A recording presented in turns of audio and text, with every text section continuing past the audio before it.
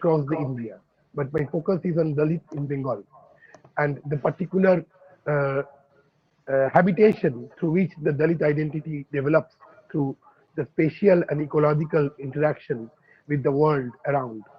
And it is actually my lecture focuses on the Dalit form of unbelonging, Dalit form of unbelonging, or as I call in my philosophical rhetoric, ungrounded, of being ungrounded, and to take from again from Agamben the word abandoned.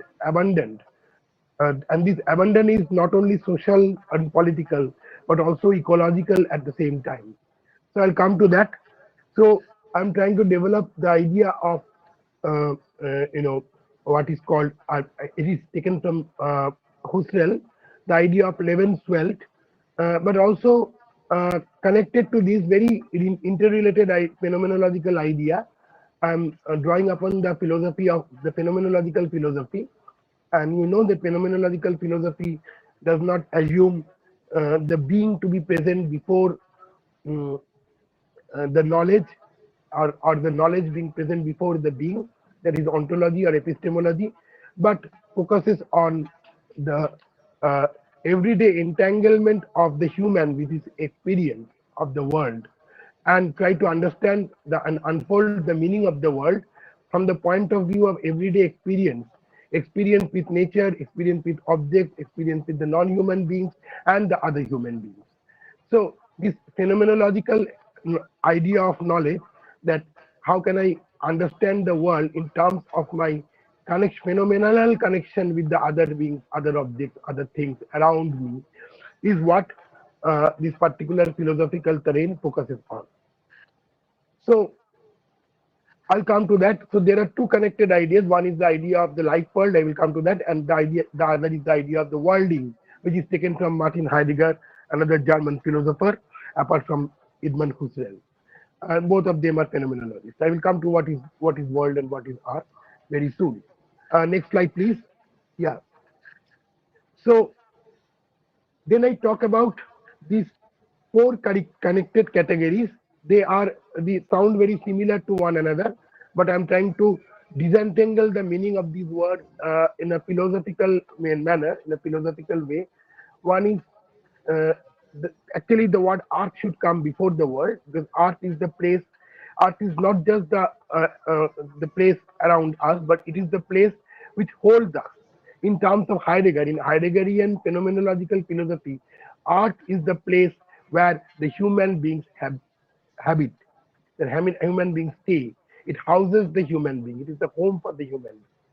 So the naked art in which we don't know what is art.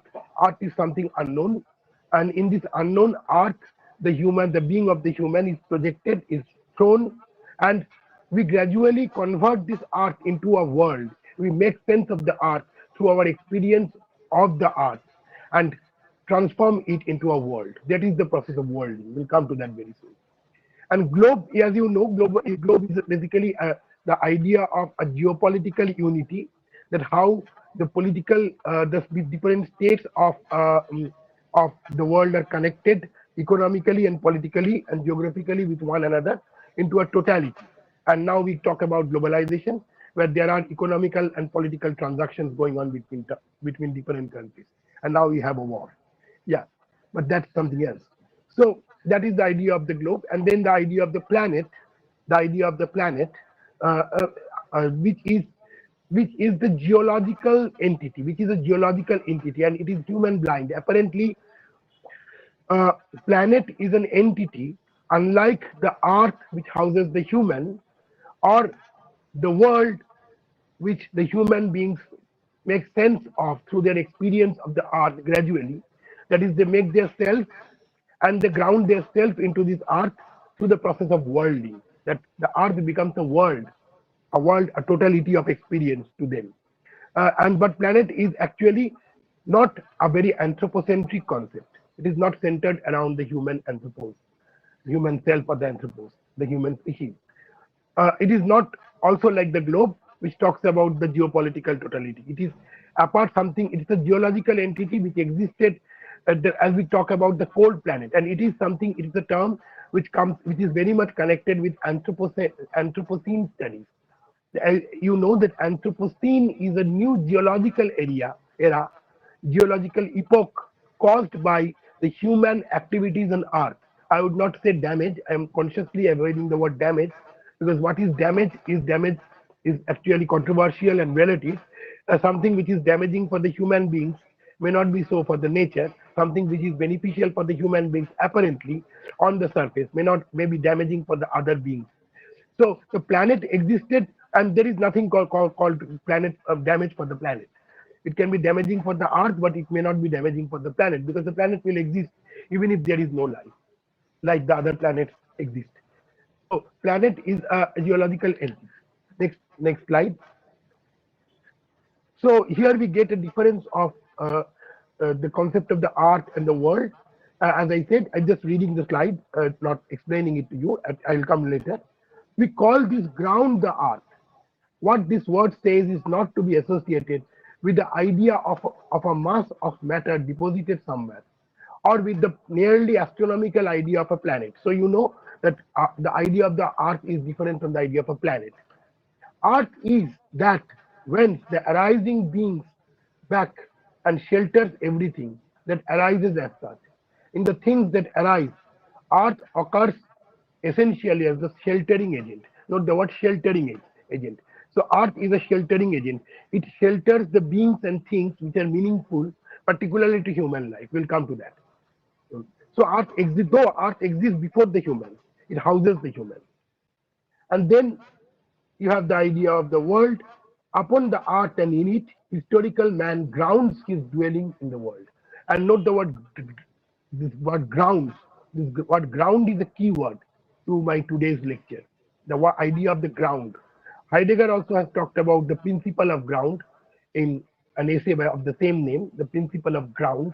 Here we are talking about how historical man grounds his dwelling in the world, how he makes sense of the world, how by living in the world, he transforms it into a world. In setting up a world, the work sets forth the art. So man, by his intellectual and physical labor, converts the art into world. This setting forth must be thought here in the strict sense of the term, word. The work moves the art itself up into the open region of a world and keeps it there. The work lets the art be an art. So by working on the art, the world is produced. The human activities on earth, which produces the world, it becomes a totality, which makes sense, which is meaningful to the human being. And then you have the idea of the planet. I'm not going into it in much detail. I'm just explaining. You can read it from the slide. The next slide, please. Yeah, this is the slide. So I'm not reading it out. I'm just telling you that the idea of a planet, as I said, is human blind. It is not related to the human beings as such. But now we are forced to think of the planet, or as what Dipesh Chakraborty tells, the planetary history. What is the planetary history? What is the idea of a planetary history? The idea of a planetary history is the studying Earth as a geological agent. How the geological becoming of the place where we stay. So the planet Earth, that how different geological ages happened one after another until the recent age, which is called Anthropocene, which is caused by the human activities, by relentless human, consumerist, energy-driven activities, energy extracting activities. It is often called extractive activities. That is, we are trying to dig out the maximum amount of resources and energies from the planet in order for our own benefit, for our own betterment, and we have caused a certain kind of change into the Earth's atmosphere, in the Earth's geological atmosphere, that which is irreversible, which will stay even if human race perishes. So it has ushered in, and on which human beings doesn't have any control. So as I have said, the planet is something on which human beings have no control. It can change, it can bring some changes, just like if a volcano comes, erupts, or if a meteor falls on the earth, or if an earthquake happens, the earth's geological status will change. Similarly, Earth's geological status will change has changed by human activities. So human activities doesn't have any other significance than causing a permanent change in the planet's atmosphere. So this atmospheric entity, this geological entity is called planet. Next slide. Now we come to the idea of Lebenswelt. So please bear with me because Lebenswelt is an idea which is very much connected uh, the with the human life and human experience, and it is a very major phenomenological idea. And nowadays we have this branch of eco-phenomenology also, which talks about the connection between ecology and phenomenology. Though I don't have time to detail on that. I'm just telling you what is the meaning of this word Lebenswelt or life world. Now, generally we think that human life is personal, and when we study the world around us, it is something objective. Uh, so basically, Husserl is questioning the scientific understanding of the world, scientific objectivity, idea of scientific objectivity. He says that what we think as some scientific objectivity is actually propelled by certain categories which are strictly human. It is difficult to understand, but when we study science from human concern. That what is our existing idea of the world of creation, and it is often anthropocentric. So it is a new branch which has transformed the way we studied science, the discourse of science, uh, science and technology, particularly modern science. That the idea of a scientifically objective world cannot be fully known except through human experience, which is there, which is pre-scientific. So when a scientist is studying something, there are certain objective categories. I'm not denying that, but those objective categories are founded on the existing social, political, ideological, religious uh, atmosphere in which that particular human scientist is, experimenting. So so the life and the world are not disconnected; they are connected. Life world. So life world is a reflective attitude towards the world. It is a reflective attitude towards the existing things. So you include your experience. And now from sciences, if we move to gradually to social sciences, we will understand that what we call the idea of a grounded knowledge. Again, I will recall the idea of the grounded knowledge. The word ground has two meanings. One is it refers to, as in Heidegger also, it talks about the groundedness of the human being. That is how much I am rooted to my culture, to my society, to my existing upbringing. That is one idea of ground. The other idea of ground becomes metaphoric in the sense it grounds knowledge. Ground is something which is fixed, which is unchangeable. And definitely, again, I would say this is a product of our sedentary thinking. What is sedentary thinking? If you follow Deleuze, you will understand that we as human beings have civilizationally evolved into creatures. We have civilizationally evolved into creatures who have thought land as something permanent. We don't think of the land as something impermanent, as something volatile, as opposed to the water body, to the sea, to the river. So it gives us a sense of identity, belonging, and permanence. So the ground becomes a metaphor of permanence, of changelessness. Okay. So this idea of uh, the life world is something which is taken from the next slide. Uh, yeah, the crisis of European sciences and transcendental phenomenology. In this particular book, Husserl discusses the idea of the life world in detail. And here you can see the two quotations they refer to the idea of the ground and the idea of the grounded self, the idea of the scientific ground. The ground is the fixed notions on the basis of which knowledge is produced. But ground also refers to the common socio-cultural assumption on which we make our ideas. We can be objective, but that objectivity is founded on an existing intersubjective space. Intersubjective space means the space which has been created by human self with the outside, with the other things, the other beings, things, and the world at large. So this idea of the life world, which is as you can say, there is a kind of relational identity. The life and the world are not separated. The world builds on the existing life patterns, and the world is made sense of the existing life patterns, and also gives meaning conversely to the life. So life world is a connected relational identity. So we don't think that knowledge is something uh, totalizable, that is, human beings can disconnect themselves from the world and know the world, but they are always in some way or the other include themselves, and therefore we have to question, interrogate this kind of inclusion. How we are included, what kind of assumptions are working, social, political, cultural assumptions are working when we think of the world. And it is a very interesting point.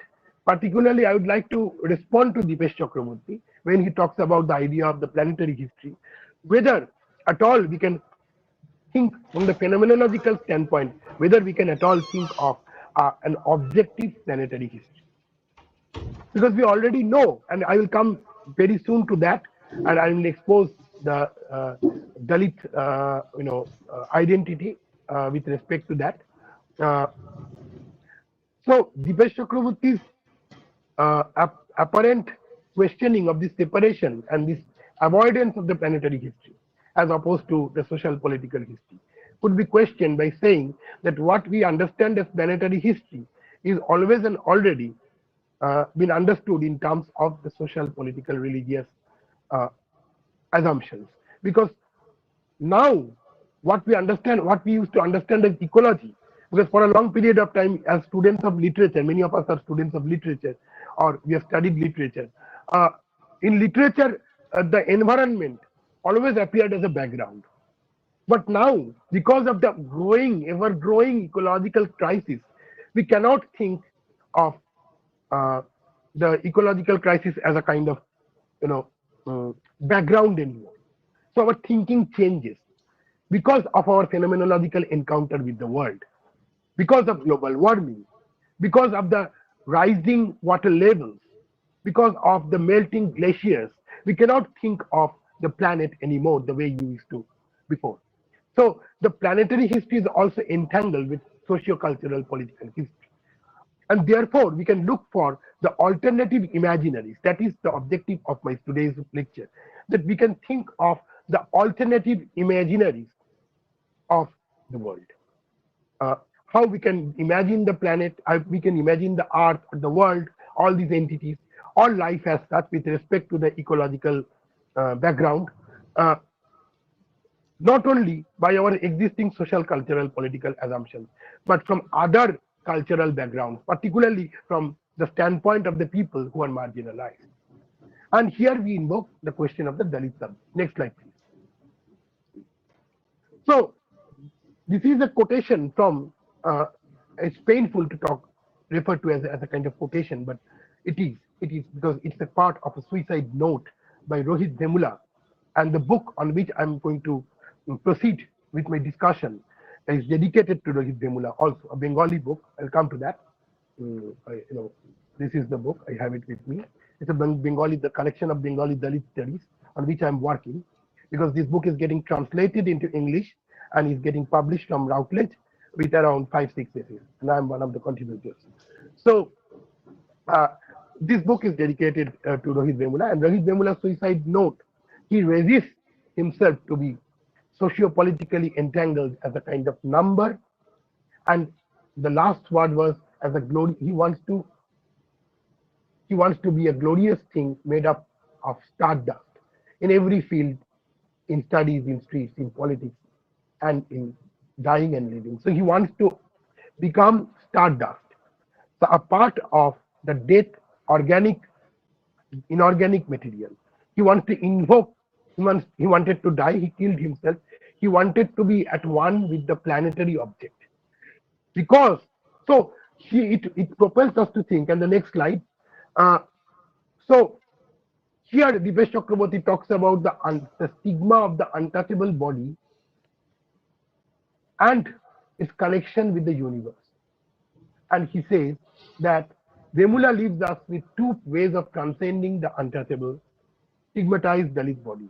One is by transcending the body altogether, because the body is made meaningful by the upper caste dominated culture and society, and also a culture dominated by the forces of globalization. One is by transcending the body altogether, by treating every human being as a mind without reference to his or her socially marked body.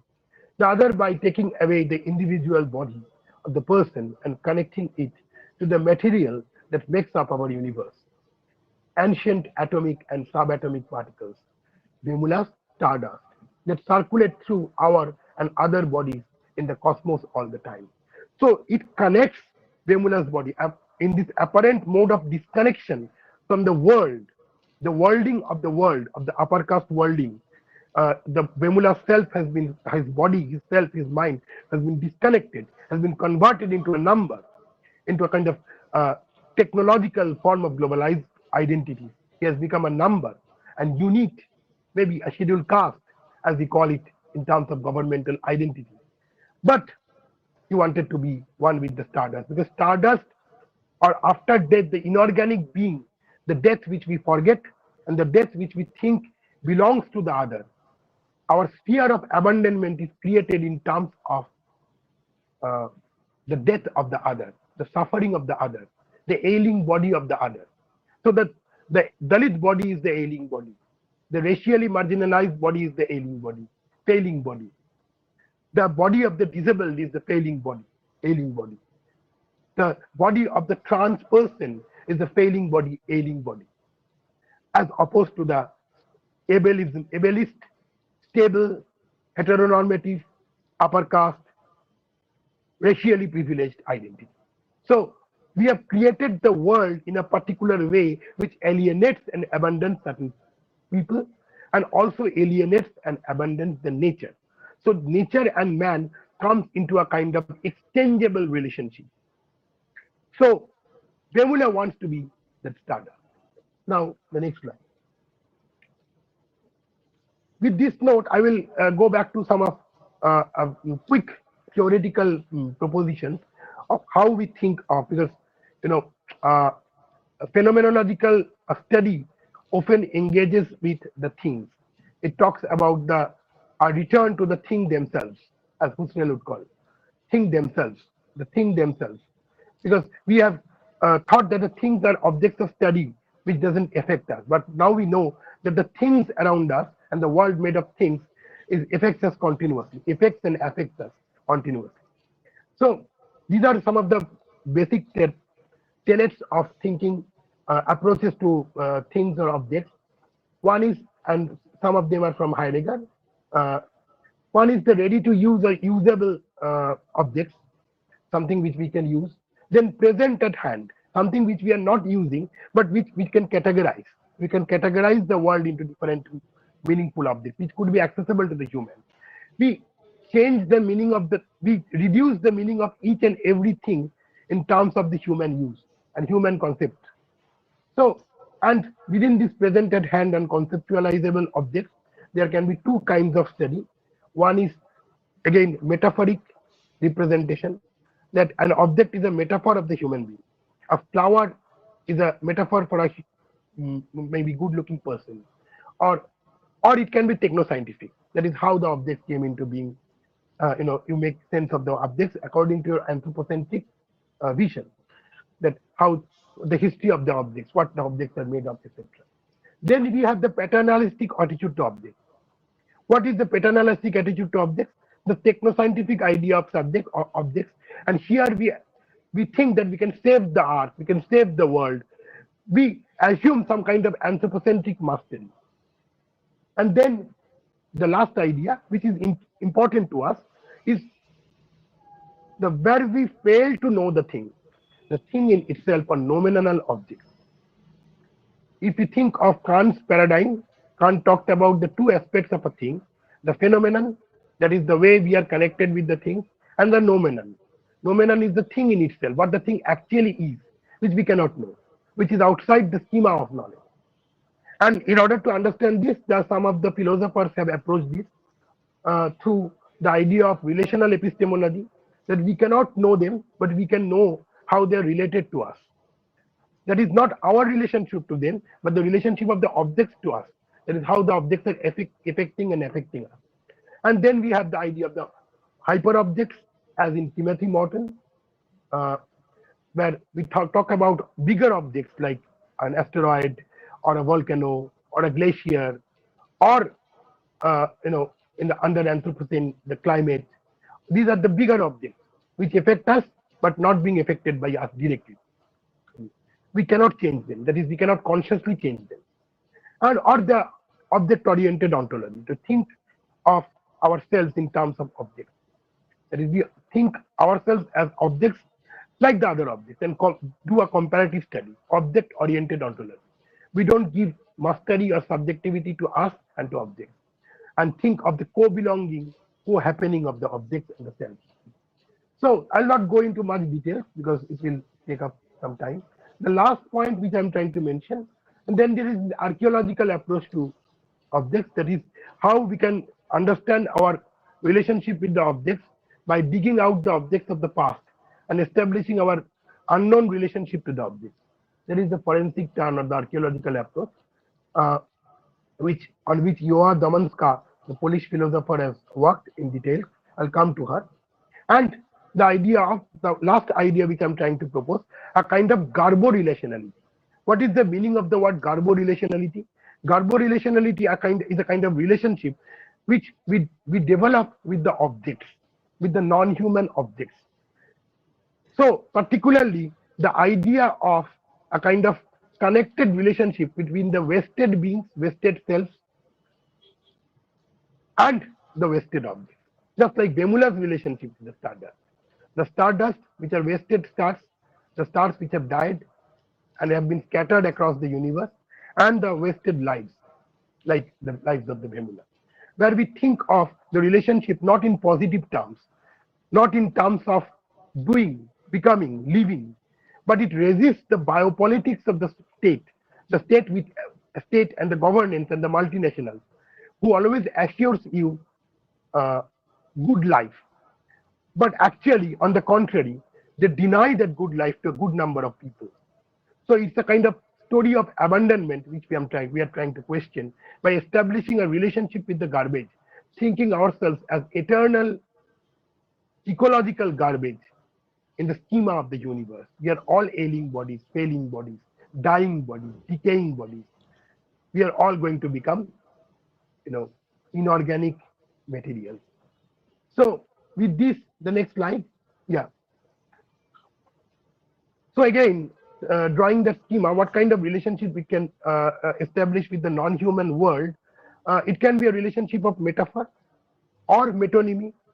So if you think of West in terms of the vested things, vested objects, then you can think of human beings' lives as vested lives. So the lives of the Dalits, the lives of the racially marginalized are like the vested things. Then there can be a metonymic relationship. They live with the West at the same time. And then there is this idea of metamorphosis, where the human beings, day by day, through their process of, particularly the marginalized human beings, day by day, by their experience of abandonment, is metamorphized. This is taken from Kafka's Metamorphosis. And there is a book by Gillies Delusion, Kafka, where he talks about this idea that the movement of the human-non-human relationship from metaphor and metonymy towards metamorphosis, where human beings are gradually metamorphosizing into, into a kind of non-being. So our experience of the world will tell us. I was reading a book, and there this example was given, that we are shocked when we see a person who is unclean, who is dirty, who is abandoned, hungry, in pain, in tattered clothes. We feel shocked as much as we feel shocked when we see a kind of ditch, a water body which is polluted, which is full of plastic, which is wasted. So this kind of relationship between the human and the non-human not only in terms of becoming from one to another, but also establishing kind of uh, continuous relationship with the West, particularly between the Wested humans and the Wested life, is something which I'm talking about. This will create an alternative schema of thinking life as such. So this is what I call garbo-relationary. Next slide, please. This is a book by the same writer whom I'm discussing, Manohar Mouli Bishwas. Manohar Mouli Bishwas is a Bengali Dalit writer.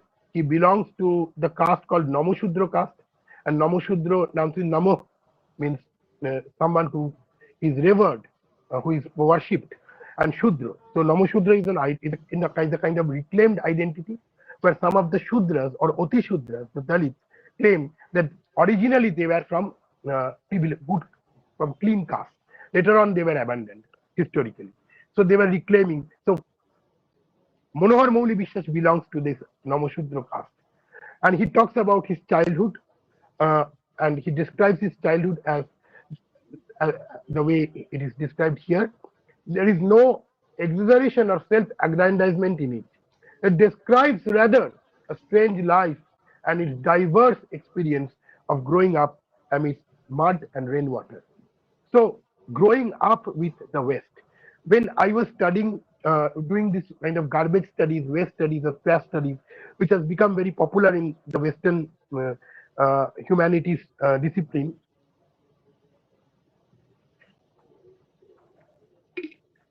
waste studies, rubbish studies. This has become very popular in the West, and I have noticed one very peculiar, very interesting thing. That is, when we do West studies in the West, WEST West, not WST. So when we do West studies in the West, the concern is primarily of disposability, how to dispose, how to, convert the West into something sustainable, how to, mm, disperse the West, shove away the West. But in case of the South Asian experience, it is about living with the West, particularly for the marginalized communities who are wasted, who are considered as untouchables. So, Manohar Mouli Bishwas, for example, in this very book, the next slide, which shows the English translation of this book, he talks about his experience of going, of living with poverty, casteism, and hunger. Poverty, casteism, and hunger, and also mud and rainwater. So the ecological and socio-political marginality, they work hand in hand. Not only the ecological self and the human self, they collapse into one another, but also the form of marginality. The marginality is not only social political, but social political marginality entangles, collaborates, because for a Dalit who doesn't have a proper home, a simple rainfall would be disastrous. It's like living with the disaster. Okay. So uh, this is this particular, and he describes himself. He initially wanted to call his autobiography the life and death of the water hyacinth. So he wanted to metamorphosize himself as kind of water hyacinth. He wanted to describe himself as a kind of useless weed. See how ecological is getting entangled with the human. His life is like that, and he repeatedly describes in this particular book his word as his life as a kind of hyacinth, as a water hyacinth, which is a weed, which is an unwanted element. So his life is like an unrooted, rootless element. See, this idea of ungroundedness, uh, epistemologically floating in a directionless future, is the status of the Dalit. Unlike the idea of the ground, and the idea of the ground which is exclusive of other things. So this, so I'll then move to the next slide. Yeah, this is the person Manohar Mouli, and this is the book which I'm discussing here. I will discuss some of the stories very quickly because we don't have time, but so that it becomes meaningful for you. The first story, next slide. Yeah, uh, I've just given the English tentative English title and given the Bengali title for anyone who understands Bangla in the within first bracket. This Red Crabs of Chandipur is a story where a particular Chandipur, actually, it is pronounced as Chandipur. Uh, Chandipur is a place of tourist attraction where different people go for a visit. It's in Odisha, Chandipur, and in Chandipur there are red crabs. Hmm. Red crabs, and this a family visits the Chandipur and witnesses the red crabs. And along with the red crabs, there is a little girl who is described as an abandoned, poor girl, unkempt, untidy, dirty, with leeches in her body. So it's kind of uh, a very untidy body of a, and it is a Dalit body definitely. And the family who visits there is also belongs to the Dalit caste. And we get to know that the when this family, their ancestors, their fathers, they migrated, father and uncle, they migrated from Bangladesh. Uh, they started living in a refugee camp in Koraput in Odisha. And from Koraput, this person uh, studied hard, he became educated and got a government job. And he moved to a different place.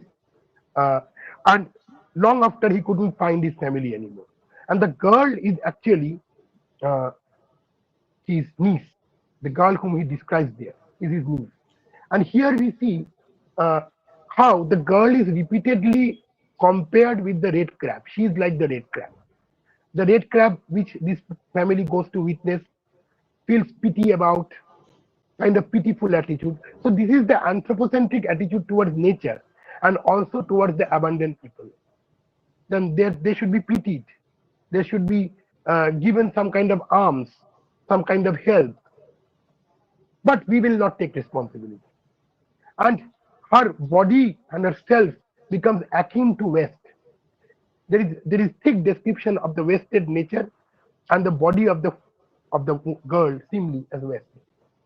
And at one point, the wife of his uncle, whom he doesn't know to be her uncle, whom she doesn't know to be her uncle, Shimli's uncle, her aunt, tries to touch her but couldn't. So the question of untouchability, the failure to touch the body, comes in. And later on, in the final moment, there was a car accident where unknowingly they will push the car on the body of the girl and they will take her to the hospital. And eventually, from the conversation, it will be recorded that they belong to the same family.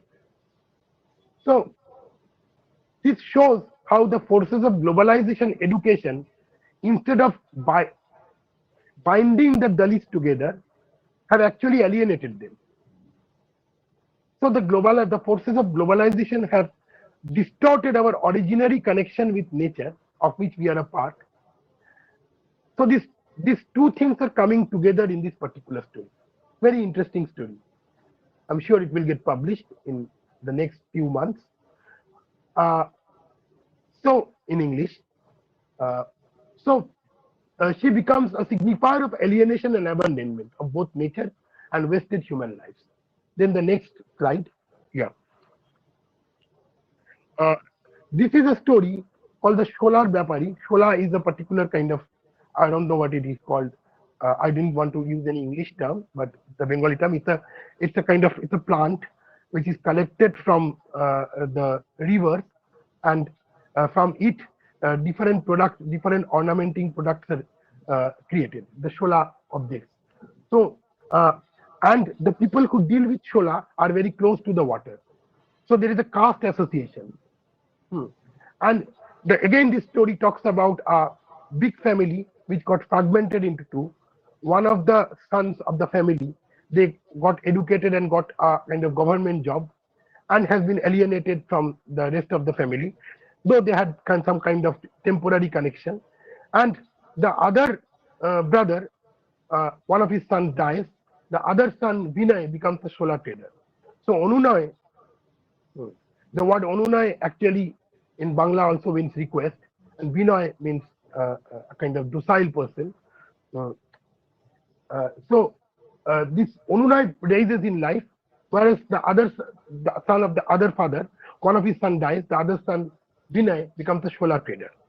And in order to trade in Shola, just like their forefathers who traded in fish, they had to face a lot of danger. Again, a certain kind of river aesthetics, kind of living in the dangers, in the precarity of the river water, which is haunted by the snakes, which is haunted by ecological precarity of flood, of excessive rain, which gives them life also. So you think of the relationship of the humans with nature. In case of the modern man, man in modernity, man is disconnected from nature, particularly wild nature. But in case of this fisherman community, who are in terms of their profession, professionally they are fishermen, the Dalit fisherman community, who are who are heavily dependent on nature. So the life-death binary collapses. So, and they dwell in a river which is not very clean, and it will immediately remind you of the water body beside which the Dalit people lived in Om Prakash Valmiki Jhutan. Okay. If you think of the description of any Dalit abode, Dalit housing, Dalit place of living, dwelling, the dwelling of the Dalit is continuously constructed by the surrounding wasted environment, wasted ecological setup. So the name of the place where they used to continue their trade is called Dom Pukur, and Dom Pukur again refers to the Dom caste. And Dom in Bengal, the Doms are the people who deal with dead bodies, who are given the task of burning the corpses, the Doms, traditionally. So the Dom Pukur is the name of the place also signifies caste. So it's a caste marked place. So we see the phenomenological connection of the Dalit life with waste, with death, where this kind of sphere of binary of life, death, of clean, unclean collapses. And the identity is constructed in terms of this kind of phenomenological abandonment from the mainstream society. So, and disaster is also not something which is away, which is kept aside, but disaster is something with which one lives, one dwells. Disaster becomes the factor of every day. In the next slide, I had some other stories to discuss. I will just shift very quickly. The Munnali and Nanchiri Valmiki, I'm not translated because these are name of the people. Munnali talks about a little girl who lives in a whose father and his family are a sanitation worker, manuals who are into kind of manual scavenging, and there is this thick description of cleaning waste, cleaning dirt, cleaning the human excreta in the story. And Munnali wants to set herself free from this and wants to become a maid servant and work in a good family. That is the theme of the story. Again, the intimate connection of the man, of the humans with the West is established. And Nanchira Valmiki is a story, as the word Valmiki denotes the caste identity of the person. Nanchira Valmiki is a person who deals with disposed animals, dead animals, who is supposed to dispose the dead animals. And for a few days, there was no animals who have died. So, and he describes himself as a kind of scavenging bird, like a vulture. Like a vulture, he waits for an animal to die. So this intimate connection with the human and the non-human, the animalization of the human life. So this kind of this naturalization of the human life, dehumanization of the human life is very significant. And Nanchira Valmiki, eventually gets a dead cow floating across the river. He tries to clean the cow and take the meat and sell the skin, as the Dalits for generations have been instructed to do. But he was somehow doing beside the river, and people thought that he was probably polluting the river, and he was doing it on an agricultural field, on an agricultural field. Remember this ground, which is a clean ground, which is meant for agricultural production. So he was bringing the dead into the place of the agricultural production, and eventually he will be beaten by the upper caste people, killed, and thrown into the river. And the story ends with uh, the you know the body of the dead body of the cow and the dead body of this person floating together. So there is this collapse of two dead bodies. The human separation of the human body in terms of a proper funeral from the other bodies, uh, which are in terms of Agamben, we can call them Zoe, the unqualified life. Uh, that doesn't work here. There is this kind of metamorphosis of the human body into a kind of Zoe, into a kind of abundant natural body. And the last story with which I will end my discussion, just 2-3 minutes, the violin player, which talks about a violin player who used to stay in an abandoned land, which was thought of as a place haunted by ghosts. And that abandoned land he stayed for long, but somehow one day it was he was giving his labor to convert the abandoned land into creative. Finally, when that particular land will show some kind of agricultural production, that land will be taken away by other people, and he will be again disenfranchised. He will be thrown away outside the land. And this is a significant story because it immediately reminds us of Manohar Mauli Vishwas and people of his caste being thrown away uh, from the Bangladesh, the erstwhile East Pakistan, and they were not given a place in West Bengal, and then they were pushed to the abandoned places of Dandakaranya. It was thought that using their labor, they will convert the abandoned land into agricultural, into something productive. So that has been the traditional role of expectation from the Dalits, to transform the abandoned land into something productive. And eventually, and they are not thought of as someone who could be given a land, who could be established into a land. So the next slide.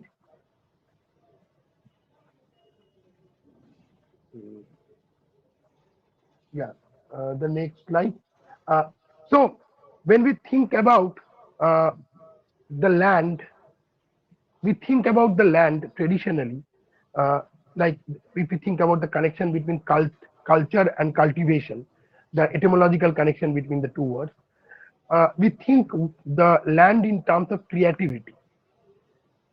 But here, Yuva Damanska, in the context of Dipesh Chakraborty's work on planetarity, uh, talks about the connection between the word humanities with burying, because the land is a place which not only the houses the human beings, but it also absorbs the human beings after death. It's a site of decimation of the body.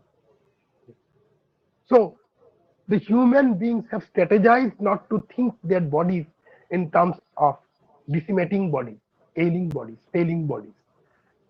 So, and that is how they've separated themselves from nature. Human separation from nature is analogous to human separation from the other abundant human beings and non-human beings. So this hierarchy is created on the basis of forgetting that the land as a place which absorbs the dirt, dust, mud, and the decaying human body. So I will not go much further because it has been time. If you just move to the next slide, uh, just it's a long presentation. I will not go into details. The next slide. Yeah, that touchable. The idea of touch has already been touched. I'm not going into that. In this particular book, in this particular essay from this book, Catherine Malabou, again responding to Dipesh Chakraborty's work, talks about the idea of the mentalities which are continuously informed by our experience of the ecology. The ecological experiences shape the mentality. The human brain is not a neutral brain.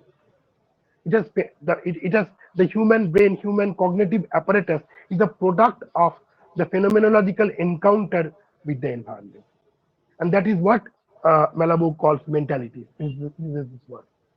Uh, so, uh, what kind of experiences shape the privileged human beings who have abandoned nature and abandoned other fellow human beings uh, as exchangeable objects, and what kind of mentalities the people who are in the who are below in the social order, the Dalits, the untouchables, who have been kept aside as dirty, like the dirty objects, like the wasted objects, can make us think. What kind of altered imagination could be created from their experience, from their phenomenological experience of the world? That is my question. Yeah. Stop here. Thank you.